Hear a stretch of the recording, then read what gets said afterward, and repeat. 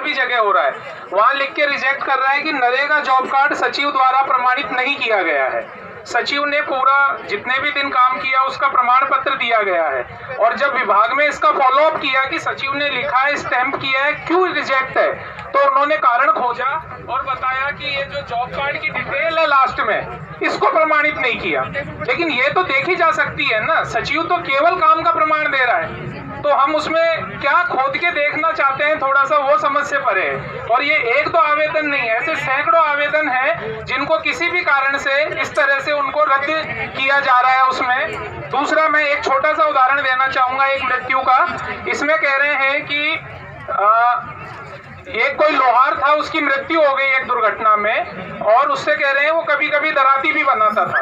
ये दराती बनाने का काम करता था जो निर्माण श्रमिक की श्रेणी में नहीं आता है, बिल्कुल ठीक है, नहीं आता है। उसने जो सर्टिफिकेट लगाए थे आवेदन में अपने, कि उसने अपनी मृत्यु से 1 साल पहले 42 दिन नरेगा में काम किया था, जो सचिव ने प्रमाणित करके लगाया।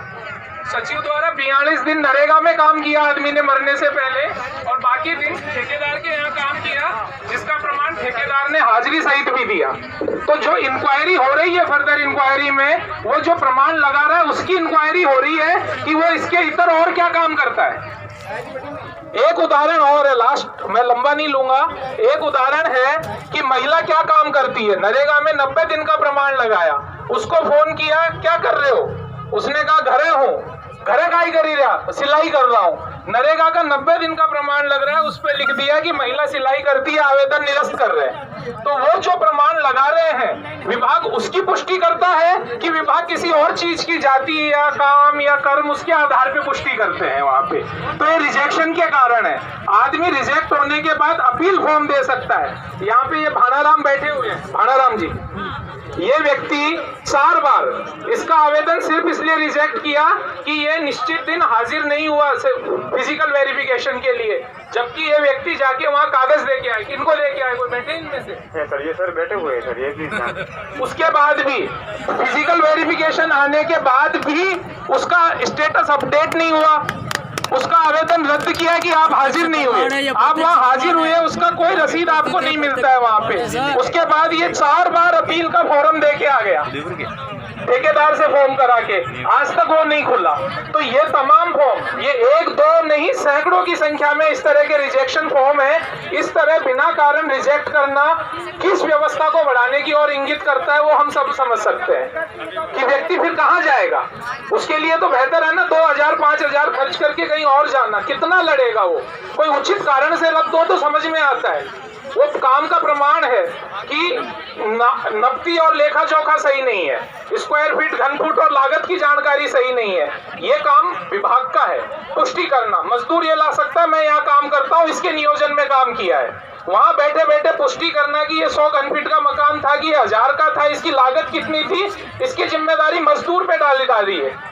मतलब सेल्स इंस्पेक्टर मजदूर को बनाया जा रहा है, उसको उसका ठेकेदार या जो भी व्यक्ति दे रहा है उसकी पुष्टि विभाग को करनी चाहिए, ना कि मजदूर से करवानी चाहिए कि तुम जो लिख के लाए हो जानकारी सही नहीं है। तो उल्टा जिम्मेवारी इस पे आ रही है मजदूरों। तो मैं एक बात पूछना चाहता हूँ, यहाँ जिला स्तरीय अधिकारी भी बैठे हुए हैं कि ये कोई पहली में पढ़ने वाले बच्चे तो है नहीं जिन्होंने ये रिजेक्ट किया है।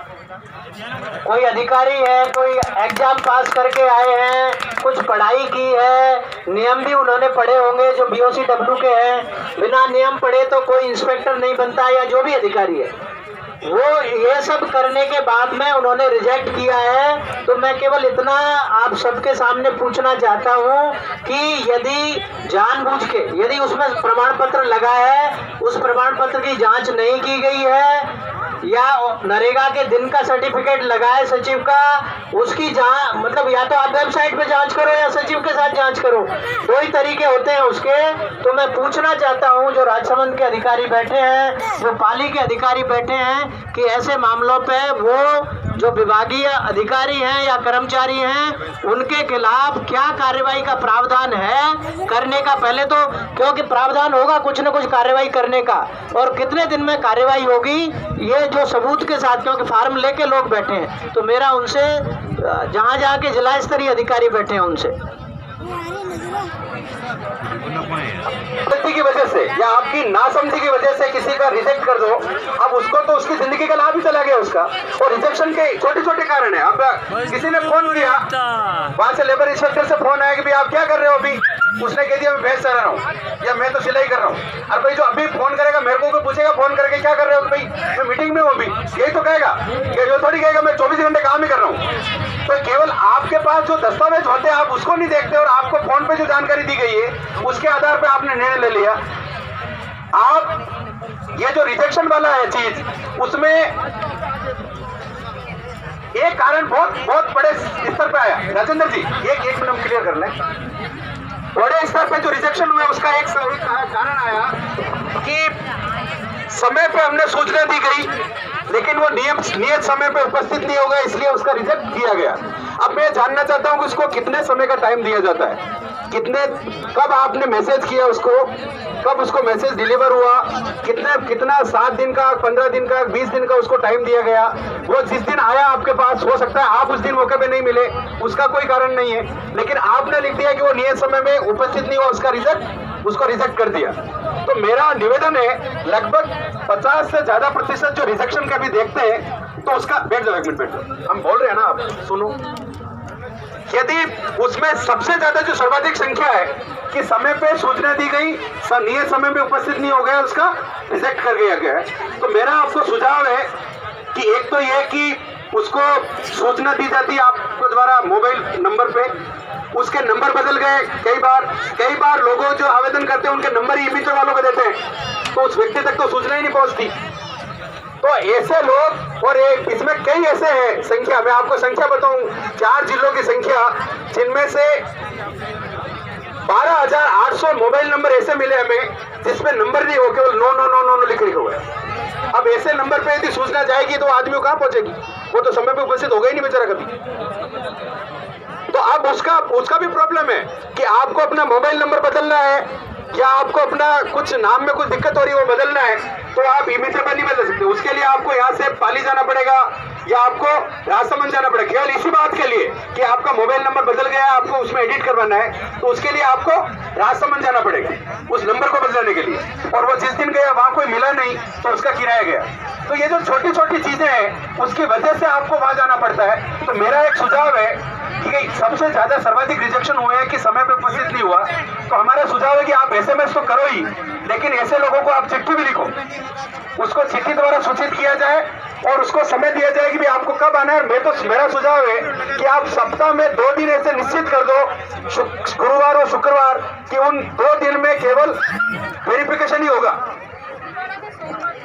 हाँ, तो ये, और आप ऐसी सूचना अखबार में भी प्रकाशित करो और आपके ऑफिस के बाहर भी एक चिट्ठी वो स्लिप लिखवा दो दीवार पे कि सोमवार या शुक्रवार हर महीने का या हर सप्ताह का उस दिन हम वेरिफिकेशन ही करेंगे, ताकि सब लोगों को पता और उसकी सूचना मुख्य रूप से उस तक पहुंचे। उसके लिए चिट्ठी भिजवाने की कोशिश उस पर होनी चाहिए। दूसरी चीज जो रिजेक्शन होता है सर्वाधिक, वो जो रिजेक्शन है, अब एक ऐसा रिजेक्शन है कि किसी ने मजदूर ने जाके काम किया किसी के यहाँ, उसने सर्टिफिकेट लाया कि मैंने फला आदमी के यहाँ मजदूरी की, उसको मजदूरी मिली 213 रुपए या उससे कम मिली, उस ठेकेदार ने उसको 200 रुपए दिए, तो उसने रिजेक्शन में कारण लिखा कि भाई इसको न्यूनतम मजदूरी से कम मिला इसलिए इसका फॉर्म रिजेक्ट किया जाता है। अरे भाई, एक तो उसका नुकसान हुआ है, उसको न्यूनतम मजदूरी मिली नहीं खुद को पूरी, वो जिसने दी थी उसमें तो कोई कार्रवाई नहीं है, उसको खुद को मजदूरी नहीं मिली, उसका फार्म और रिजेक्ट हो गया। तो ये तो बिल्कुल बेतुका है कि उसका क्या मतलब है कि वो उसको खुद को न्यूनतम मजदूरी नहीं मिली तो वो उसका फॉर्म रिजेक्ट हो गया। इसकी भी बड़ी संख्या है इसमें। फिर उसमें एक रिजेक्शन है कि इसने 500 वर्ग फीट पे काम किया है, 500 वर्ग फीट में इसकी बनता नहीं कि इतना दिन इसने काम कर सकता है, तो उसका रिजेक्ट हो गया।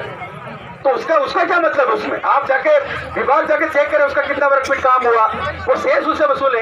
तो बिल्कुल जो आपका काम था वो उस मजदूर पे डाल दिया और उसका खुद का एक तो उल्टा नुकसान हुआ है, उसका मजदूरी कम मिली है और उसका और नुकसान हुआ है कि उसका फॉर्म रिजेक्ट हो गया।